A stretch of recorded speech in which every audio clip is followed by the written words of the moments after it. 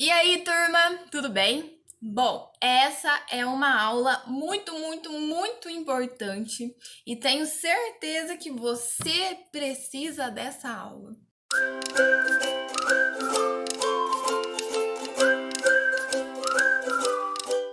Bom, pessoal, hoje, para nossa aula, eu fiz um levantamento da maior demanda da turma, né? Então, corrigi as redações, vi quais eram os pontos aí que a galera tava com dúvida e trouxe para vocês para exemplificar, tá bom? Bom, então eu acredito aqui, né, que vocês estejam vendo a minha tela. Deixa eu inserir aqui uma quebra de página para eu trazer aqui para vocês os pontos que a gente vai trabalhar hoje na nossa aula, tá bom?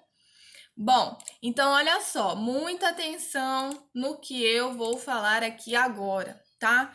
Para que eu estou montando essa aula? Para que eu estou trazendo para vocês esse conteúdo? Porque eu vi que era uma necessidade sua, tá? É, sua mesmo, você que tá aí do outro lado me ouvindo. Então olha só, coisas que são muito importantes. Então, essa vai ser uma aula de dicas, tá? Dicas importantes para a redação, que eu percebi que vocês estão pecando nesses pontos. Primeira dica: anotem aí no caderno de vocês, lembrem-se, quando a gente escreve, né, vê a aula e vai escrevendo, a gente absorve melhor o conteúdo. Então, olha só, primeira dica. Não sei porque que não tá indo lá em cima. Vou fazer assim. Aí. Agora vai dar certo, galera. Só um minutinho. Problemas técnicos aqui. Houve um equívoco. Olha só, primeira dica. Quando a gente está escrevendo o nosso texto, tá? A gente tem a mania de ir se empolgando e escrevendo mesmo. Perfeito. O que eu quero trazer aqui para vocês? Quando, então olha só, primeira dica. Quando for escrever o parágrafo de desenvolvimento, reler o parágrafo de introdução, tá? Então essa aqui, pessoal, é a primeira dica que eu vou trazer para vocês. Ah, professora, por que você tá falando isso? Porque, às vezes, o que acontece? Vocês estão empolgados, estão escrevendo, escreve o primeiro parágrafo de introdução. Beleza, apresentou o tema, trouxe a tese. Vai para o desenvolvimento 1, né, o segundo parágrafo aí do texto, vocês começam a apresentar um outro argumento.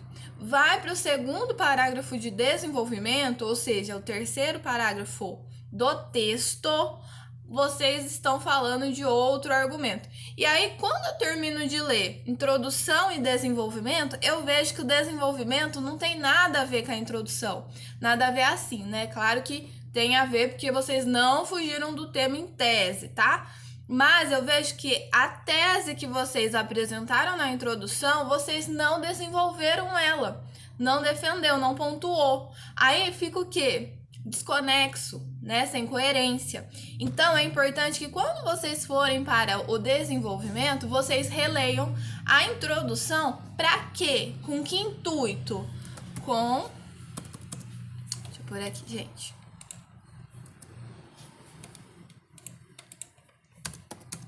Com o intuito de buscar sua tese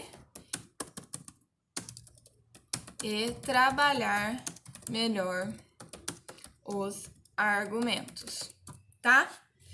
Ah, professora, vamos trazer um exemplo aqui. Ah, professora, mas eu não reli a minha introdução na hora que eu fui para o desenvolvimento, e agora?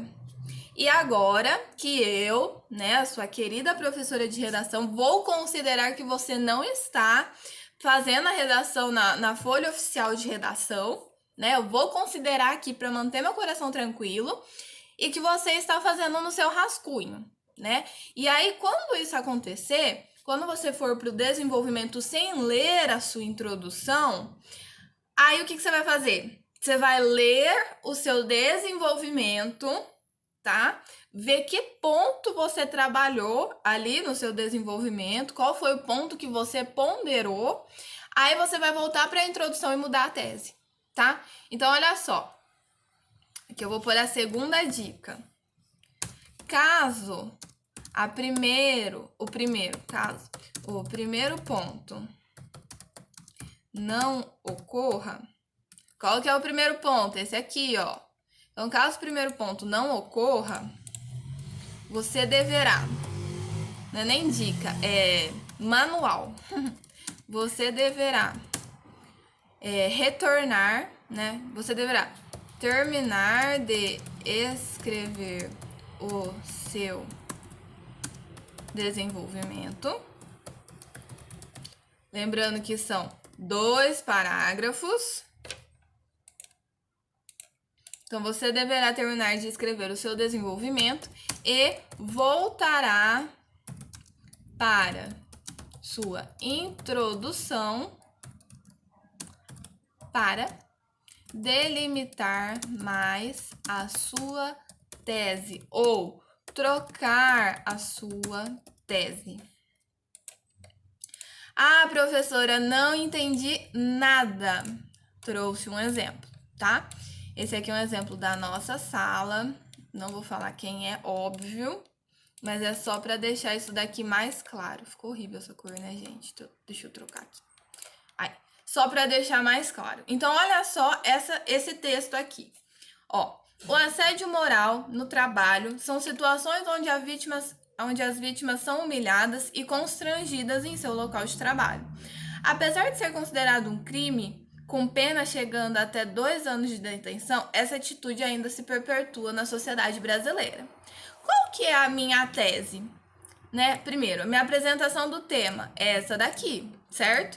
Eu consigo entender sobre o que está falando sobre o assédio moral. É uma apresentação bem objetiva, sem ficar enrolando muito. Ótimo, essa é a minha apresentação. Aí aqui ela ainda complementa um pouco, né, daquela primeira parte da apresentação, falando sobre a pena e tal. Aí ela vem com a tese, ó. Essa atitude ainda se perpetua na sociedade brasileira. Então, o que eu vou entender? Eu vou entender que ela vai me explicar no desenvolvimento dela o porquê que o assédio moral ainda se perpetua na sociedade brasileira, né? Porque essa é a tese dela. Vamos lá continuar o texto. Bom, sua principal forma de reprodução é pelas diferenças hierárquicas. Em geral, os trabalhadores sofrem assédio por meio de seus superiores e dessa forma o funcionário se sente obrigado a ficar calado e sofrer sozinho, muitas vezes por medo de perderem o seu emprego. É lamentável ver a ocorrência desses fatos ainda se perpetuar de uma maneira tão exagerada no Brasil. Então, olha só, esse é o primeiro parágrafo dela de desenvolvimento, da pessoa, tá? Do que ela falou? Ela falou de como se reproduz esse assédio, qual é a forma de reprodução desse assédio. Ela me explicou o porquê que se perpetua? Não, aqui ela me falou sobre a reprodução do assédio moral. Eu ainda não entendi por que se perpetua. Aqui, só para fazer um ponto, tá? Não tem nada a ver com essa dica que eu tô dando, mas é só para fazer um ponto para eu considerar essa correção aqui com vocês, tá? Ela traz assim, ó, é lamentável ver a ocorrência desses fatos ainda se perpetuar de uma maneira tão exagerada no Brasil. Eu entendi o porquê que se perpetua de maneira exagerada? Eu não entendi, né? Isso aqui não faz sentido, porque ela tá me mostrando como que acontece. Ela não tá me mostrando a incidência, né? Se ela me trouxesse um dado numérico que mostrasse, sei lá, a cada 5 trabalhadores, 3 sofrem assédio moral, era uma incidência. Eu entender a forma exagerada, talvez, né? Mas eu ainda não entendi o porquê que ela se perpetua de maneira exagerada. Então, isso, né? Aqui é a análise crítica da pessoa, né? Ela traz aqui o fator que mostra o posicionamento, né? Então, é lamentável. Esse lamentável mostra o posicionamento dela em referente a essa situação. E aí ela me fecha o parágrafo de desenvolvimento sem me explicar o porquê se perpetua e depois reafirma na análise crítica dela que se perpetua de uma maneira exagerada. Mas eu encontrei o porquê se perpetua de uma maneira exagerada no Brasil? Não. Eu encontrei como ela se perpetua. Então existe uma diferença, tá? Vamos seguir. A exposição ao ridículo também pode levar o trabalhador a desenvolver doenças mentais e traumas. Isso fica ainda mais evidente quando exposto ao fato de que o Brasil é o país mais depressivo da América Latina.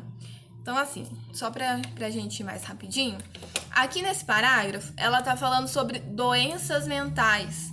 Então, o que ela tá falando? Ela tá falando das consequências do assédio, certo? Então, aqui ela falou então aqui nesse parágrafo aqui ela falou como o assédio ocorre, né? Como ele se reproduz, o assédio moral. E aqui ela me falou das consequências do assédio. Aí, olha só, voltamos para a introdução. Ela me explicou o porquê que essa atitude perpetua? Não. O desenvolvimento dela não tem nada a ver com a tese dela. Não tem nada a ver, né? Então, o que essa pessoa deveria fazer? Ou ler a introdução, né? E aí ela frisar aqui a tese dela e falar, eu tenho que falar o porquê que se perpetua. E aí vem aqui pro desenvolvimento e fala o porquê se perpetua. Ou terminei aqui o meu desenvolvimento. Beleza, o que eu falei? Falei aqui de reprodução e falei de doenças mentais. Vou voltar aqui na minha introdução. Olha só. Aqui na minha introdução eu não trouxe isso na minha tese. Então, o que eu vou fazer? Eu vou apagar essa parte aqui, ó. Fazer de conta que eu apaguei. E vou colocar aqui, ó. É que eu já deixei pronto para ir mais rápido, viu, gente? Então, olha só. Vou pôr um ponto e essa é a minha nova tese. Olha a minha nova tese. Olha a minha nova tese. Então, ó, apesar de ser considerado um crime com pena chegando até 2 anos de detenção. Ponto final, acabei, terminei. Dessa forma, vírgula, se torna evidente ou se torna de suma importância entendermos a principal forma de repercussão, que é o que eu falei aqui nesse meu primeiro parágrafo de desenvolvimento, e as suas consequências, que é o que eu falei aqui no meu segundo parágrafo de desenvolvimento, certo? Aí eu ligo o quê? A minha introdução, né? A minha tese diretamente com o meu desenvolvimento, tá? Então, esse exemplo que eu trouxe aqui para vocês é para frisar essa dica que eu dei aqui. Então, olha só, quando for escrever o parágrafo de desenvolvimento, reler o parágrafo de introdução, né? Porque aí você olha com mais atenção em qual é a sua tese para você desenvolver, ou se você não fizer isso, né? Se você não, professor, eu tenho mais dificuldade com o desenvolvimento. Deixa eu escrever o desenvolvimento, depois eu volto para alterar a introdução. Ok, né? Aí vai da sua dificuldade. Se você tem mais facilidade com a introdução, discorre no desenvolvimento, volta e altera a introdução. Se você tem mais facilidade com a introdução do que com o desenvolvimento, então lê primeiro a introdução antes de ir para o seu desenvolvimento, tá? Porque aí você consegue ter mais atenção ao ponto que você trouxe para trabalhar, tá? Isso não pode acontecer no Enem, tá, pessoal? A tese que vocês trouxerem na introdução tem que ser defendida no corpo do texto. Senão vocês não fundamentam a tese e não vai ganhar os pontinhos lá de conhecimentos argumentativos. Beleza? Então, esse aqui é o primeiro ponto que eu queria trazer aqui para vocês. Deixa eu ver o que mais que eu anotei aqui no meu caderno. Outra coisa, tá? Ler o texto e passar o texto... ler o texto antes de passar o texto a limpo. Por que eu tô falando isso? Vocês acham que escreveram uma coisa e quando a gente vai ler, vocês escreveram outra ou não escreveram. Por exemplo, olha só. Vou pegar só um ponto aqui, tá? Aqui. Vou pegar um ponto aqui nessa conclusão, tá? Olha só, a pessoa tá falando aqui sobre a agricultura familiar, que foi o outro tema que a gente trabalhou em aula, né? E aí tá falando assim, ó, que o ideal seria acontecer uma reforma agrária no país, tá? E aí, por que eu tô trazendo esse ponto? Para que vai acontecer uma reforma agrária? Qual o intuito dessa reforma agrária? Tem que trazer, né? Reforma agrária no país, vírgula, com o intuito, sei lá, não sei, tá? Tô supondo, com o intuito de remanejar melhor os impostos, favorecendo os trabalhadores, os agricultores familiares. Entendeu? Não, não, não, não, não, não. Tá? E quando a gente relê a nossa redação, antes de passar a limpo, a gente vai procurando, a gente vai identificando as lacunas que a gente deixou aberta. Ah, professora, o que é isso, lacuna? Pessoal, lacuna é o que você deixou sem completar, tá? Então, olha só, reforma agrária no país. Para e se pergunta, para que eu tô falando de reforma agrária? Ah, não, eu tô falando de reforma agrária porque com a reforma agrária vai ter um remanejamento dos impostos e vai favorecer esses trabalhadores rurais, tá? Exemplo, porque eles sofrem com a baixa escolaridade e a baixa lucratividade do seu negócio. Eles quem? Quem que você está falando? Os trabalhadores rurais, os agricultores familiares? Então tem que trazer, tá? Os agricultores familiares sofrem com a baixa escolaridade e a baixa lucratividade, tá? Tem que falar. Não pode deixar subentendido. Ah, professora, mas é óbvio, se a gente está falando de agricultura familiar, é óbvio que eu estou falando dos agricultores. Não é óbvio. Tem que trazer. A não ser que você já esteja falando deles, o que não aconteceu nesse exemplo que eu estou trazendo aqui para vocês. A não ser que você já esteja falando deles, né, no parágrafo, aí você tem que trazer, tá? Se você não estiver falando deles, tem que trazer. Não basta só você colocar eles, os. Não, tem que trazer quem são eles, quem são os. Mesma coisa aqui. Ah, uma reforma agrária no país. Pra quê? Né? Então tem que trazer informação mais completa. E aí, esse gatilho, né, esse ponto, vocês vão identificar ao reler o texto, certo? Ao reler o texto na hora de passar a limpo. Então não vai passando a limpo o que você escreveu, não. Fez a redação, parou, solta a canetinha, lê. Lê o que você escreveu. Ah, identifiquei um ponto aqui, marca. Na hora de você reescrever, na hora de você passar a limpo, você vai corrigindo, tá bom? Deixa eu ver outra coisa que eu anotei aqui. Anotei várias coisas. Outra coisa, pessoal, buscar os argumentos no próprio texto de apoio, tá? Eu não sei se vocês se lembram que eu falei assim pra vocês que eu fui prestar um concurso público e aí na prova do concurso tinha a redação e que aí eu fiz a redação e busquei os argumentos no próprio texto de apoio. Isso aconteceu, tá? A redação valia 20, eu tirei 19, tá? Então, busquem os argumentos no próprio texto de apoio. Então, olha só, eu tô aqui com esse texto aqui de apoio, né? O estigma da sociedade associado ao vírus da HIV. Falei errado, mas vocês entenderam. O estigma associado ao vírus HIV na sociedade brasileira. Aí eu tenho aqui o meu texto 1, tenho o texto 2 e o texto 3. Olha aqui o texto 3. Ele é composto de dados numéricos, sabe? Usa isso. Olha o texto 2. AIDS não tem cura, mas tem controle. Então, vocês podem trazer todos os elementos que vocês identificarem nos textos no próprio texto de vocês, na própria redação de vocês. Só que para isso, vocês têm que saber utilizar. Como que utiliza? É copiando vírgula por vírgula? Não, é transcrevendo com a palavra de vocês. Sabe quando vocês pegam o trabalho do coleguinha pra copiar? Aí o colega fala, não copia. E você fala, não, eu não vou copiar. E aí vocês pegam e fazem uma cópia semelhante, né? Não vou nem falar uma cópia, não. Faz uma coisa semelhante.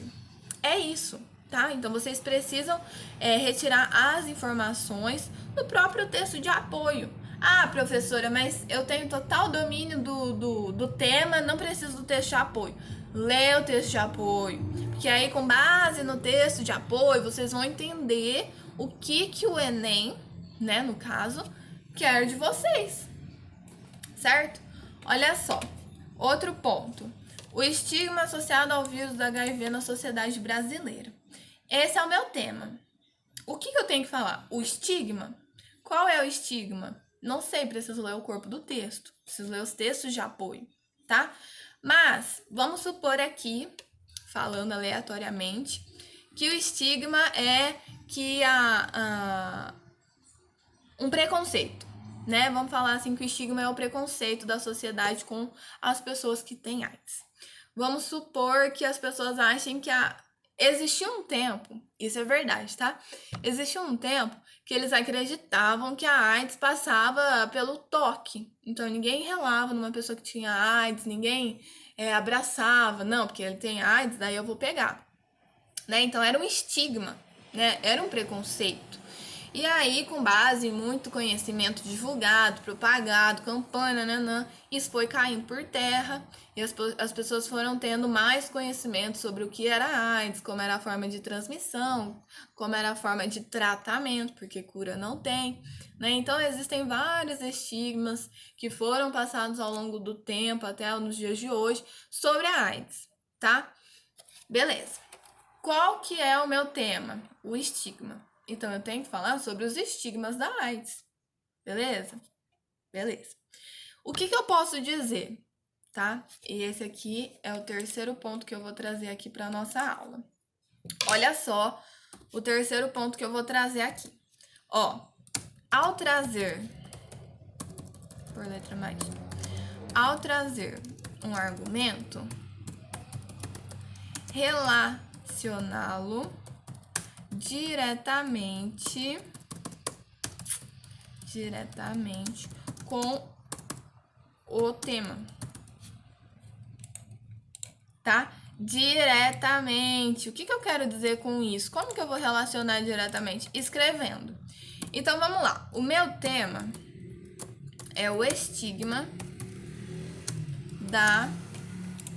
Vou copiar aqui. Mais fácil. Então, o meu tema é esse aqui. O estigma associado ao vírus do HIV na sociedade brasileira. Beleza. Aí, comecei o meu parágrafo de introdução. Tô falando sobre o que é o HIV.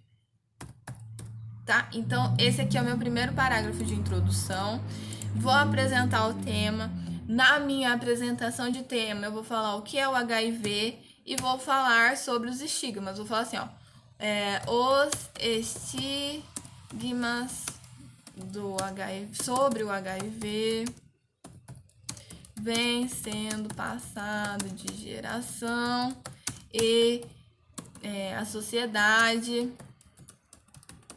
precisa se conscientizar.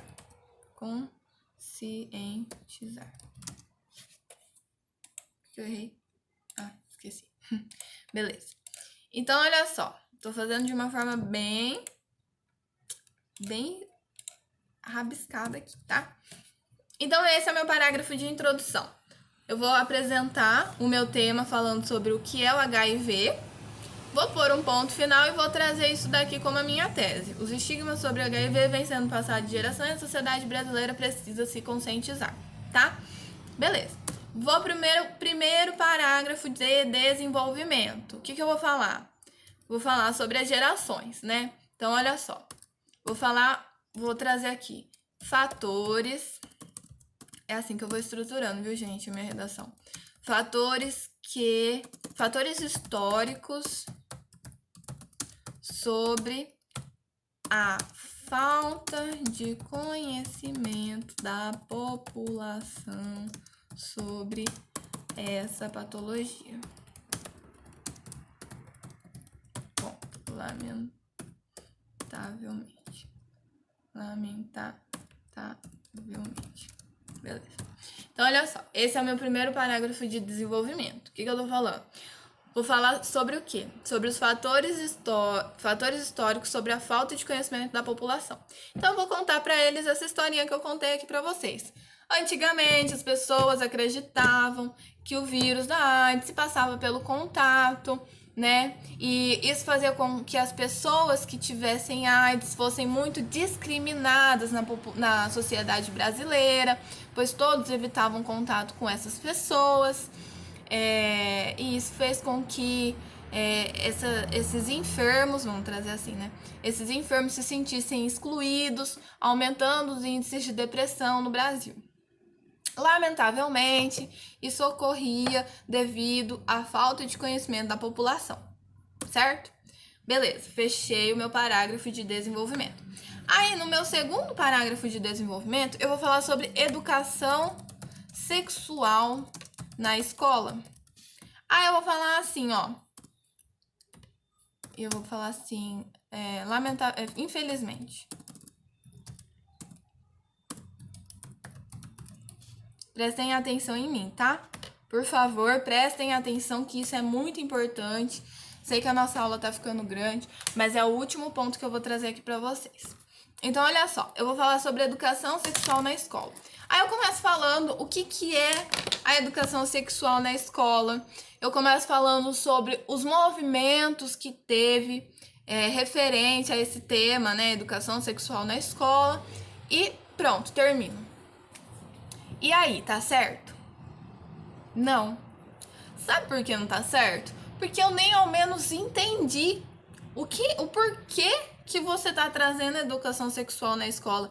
Ai, professora, mas é óbvio, né? Se você tá falando do vírus da AIDS, você tem que falar sobre educação sexual. Não é óbvio, né? Não é óbvio. Se você só me falar assim, ó, o que é educação sexual na escola e os movimentos que teve, o que é e os movimentos. Se você me trazer só esses 2 pontos de educação sexual na escola, né, do que é a educação sexual na escola e os movimentos que tiveram relacionados a esse assunto, eu nem ao menos vou entender o porquê você está trazendo esse assunto. Então, olha só como é fácil, não precisa ter dúvida quanto a isso. Presta atenção aqui, tá? Então, o que a gente tem que fazer? Posso sim falar o que é educação sexual, posso sim falar os movimentos que teve relacionados a esse assunto, mas eu preciso relacionar com o meu tema. Então, olha só, e os movimentos, ponto, né? A educação sexual seria vou pôr assim, ó. Paga. Bom, quando olhamos dessa forma, tô melhorando aqui, gente, pensando junto com vocês, dessa forma, vírgula, quando olhamos para o tema educação sexual, quando olhamos para o tema HIV, percebemos que a educação sexual nas escolas ajudariam a propagar conhecimentos necessários para que a comunidade, né, desde cedo ou desde novos,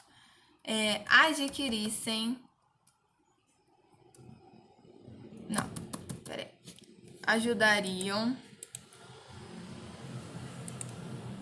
propagar conhecimentos necessários para que a comunidade desde cedo, vai ficar muito ruim, mas eu vou pôr assim, tivesse conhecimento sobre o vírus da AIDS, HIV, né? Sobre o vírus HIV e suas formas de prevenção. Impedindo, ou melhor, diminuindo dessa maneira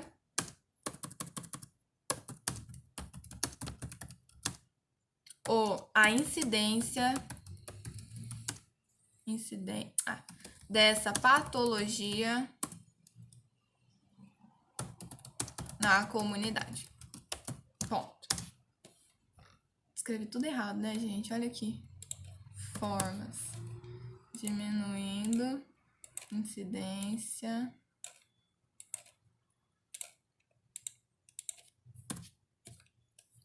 ponto. O que eu fiz aqui? Eu trouxe o meu argumento, que era o quê? Educação sexual. Apresentei o que era educação sexual, falei os movimentos dessa educação sexual, e aí eu liguei, eu falei assim, ó, a educação sexual tem tudo a ver com HIV, porque se eu tiver educação sexual nas escolas, as pessoas vão ser mais conscientes, a incidência desse vírus diminuiria na comunidade, as pessoas teriam mais conhecimento sobre essa patologia, a forma de prevenção e tratamento, e dessa forma teríamos indivíduos mais conscientizados desde novos, tá? Então, olha só, eu posso sim trazer qualquer tema que seja relacionado, né, trazer qualquer argumento que seja relacionado ao meu tema, desde que eu ligue eles de forma direta, tá? E como é ligar de forma direta? Usando palavras conectivas, né? Então, olha só, dessa forma, né? Então, eu tô falando lá sobre educação sexual e coloco assim, ó. Dessa forma, podemos perceber que a educação sexual tem total ligação com o tema do vírus da HIV, né? Ou eu posso trazer assim, ó. Se liga diretamente ao tema, ó. Esse ponto, esse argumento se liga diretamente ao tema, pois, e aí eu explico por que a educação sexual se liga diretamente ao tema, que eu já falei, vou repetir, se liga diretamente ao tema, pois, quando difundimos o conhecimento sexual na escola, temos indivíduos mais conscientizados, entendeu? Então, esse é o terceiro ponto que eu trago aqui para vocês. Trazer um argumento e relacioná-lo diretamente com o tema por meio de palavras conectivas, tá? Não basta só vocês virem aqui falar da educação sexual na escola e não relacionar diretamente. Ah, professora, mas é óbvio. De novo, não é óbvio. Vocês precisam correlacionar, tá? E o último ponto, que também já está diretamente ligado com isso aqui que eu tô falando para vocês, é justamente essa questão das palavras conectivas. Então, escreva o que você tem na cabeça e busque as palavras conectivas para ligar as orações, né?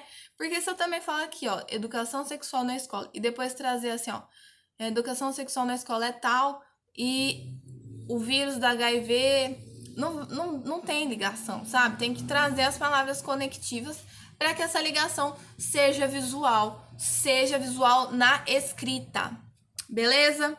Bom, pessoal, acho que por hoje é só isso, né? A nossa aula já ficou grande.